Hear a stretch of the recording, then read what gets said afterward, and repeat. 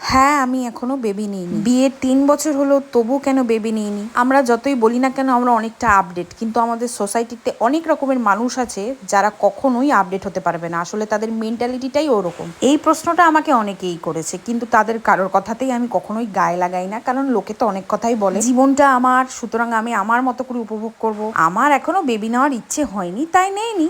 ভগবান করে যখন ইচ্ছে হবে তখন অবশ্যই নেব। দেখো, বিয়ে করেছি বলেই যে বাচ্চা নিয়ে ঘুরতে হবে তার তো মানে নেই। আর আমি হয়তো তোমাদের মতো অত বুড়ি বয়সে বিয়েও করিনি, আমার অনেকটাই কম বয়সে বিয়ে হয়েছে। সুতরাং আমি মনে করি না আমার এখনো বাচ্চা সামলানোর মতো বয়স হয়েছে। আর একটা বাচ্চাকে পৃথিবীতে নিয়ে আসলেই তো হলো না, বাচ্চা মানুষ করার জন্য অনেক রেসপন্সিবিলিটি নিতে হয়। ফাইন্যান্সিয়ালি তো স্টেবল হতেই হয়, তার থেকেও বড় কথা মেন্টালি কিন্তু অনেকটাই স্ট্রং হতে হয়, যেটা কিন্তু ভীষণভাবে ইম্পর্টেন্ট নতুন মাদের জন্য। আর আগেকার দিনে মানুষ এত কিছু না ভেবেই যতগুলো ইচ্ছে পারতো বাচ্চা জন্ম দিয়ে দিত। আর এখনকার দিনে বেবি হওয়ার পরেও নাকি মাদের পোস্টপার্টাম ডিপ্রেশন হয়। সুতরাং এত বড় ডিসিশনটা কিন্তু অনেকটা ভেবেচিন্তে এগোনো উচিত।